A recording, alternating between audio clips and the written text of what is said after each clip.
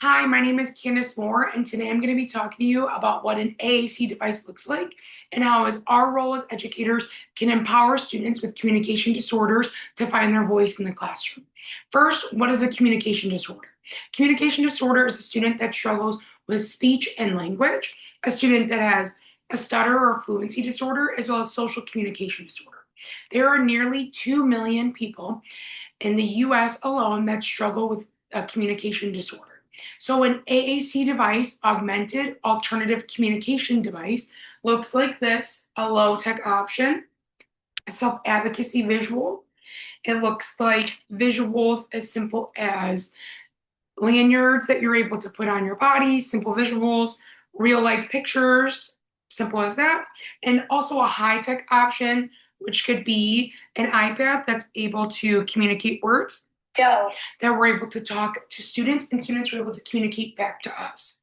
So, the effects of a communication disorder are students may feel socially isolated, may not be able to develop meaningful relationships with peers, they may have emotional outbursts, they may withdraw, or even have difficulty learning in the classroom because they struggle to communicate. So, our job as educators is to give them meaningful tools to be able to communicate with us as well as we're able to communicate back. So, the philosophy of an AAC device is it's a fundamental right for all students to be able to communicate. It's important for students to be able to talk. It's important for students to be able to find their own voice. That is important for students to be able to develop independence inside out of the classroom, develop meaningful relationships with peers, to be able to talk to us as educators, for them to be able to make choices, talk about their wants, their needs, how are they feeling, as simple as things like this to empower students to feel heard and seen inside the classroom. The philosophy of what an AAC device hinges on students are meant to communicate. So let's look at the reason why AAC device was created. In 1985, the first AAC device was created. It was a low-tech option that was a vest that was worn on your body that had pictures, real life pictures that were cut out, placed on so that students would be able to communicate. It was mainly created for students with physical disabilities, and as time continued on, people realized that communication devices would be a great tool for students with communication disorders. In 2004, President George Bush was able to fund assistive technology, which gave access to higher tech options such as an AAC device like this. So it's important for us as educators to find resources and tools for students to communicate with us. The reason why students need to communicate is for them to develop meaningful relationships. It's important for students to be able to advocate for themselves.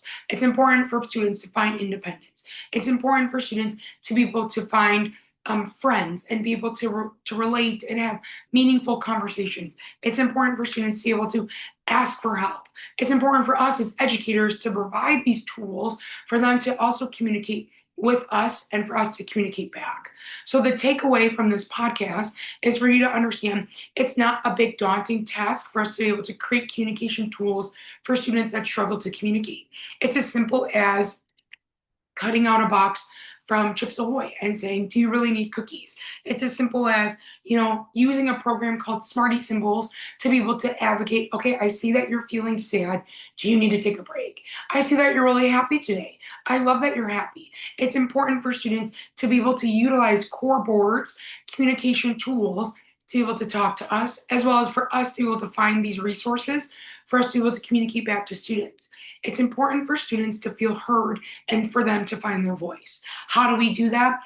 By going on Google and finding pictures that we're able to just put on a Word document for students to express themselves. It's as simple as going on a website to be able to find, expectations of how we are in the classroom. As someone who works with students with communication disorders, I am very passionate about empowering students to find their voice, for them to find independence inside and outside of the classroom. And it's an amazing win when you're able to see a student that may struggle to be able to build meaningful relationships with peers and meaningful relationship with staff members. So it's a better practice for us to find core boards and high-tech options for students that struggle with communication disorders to empower them find their voice and then feel like they are seen, heard, and also it's important for them to be able to make those choices inside and outside of the classroom. I hope this presentation was easy for you, as well as erase any of the daunting tasks to create communication core boards, and for you to feel empowered, as well as find your voice when it comes to communication tools. I hope you have a great rest of your day. Thanks.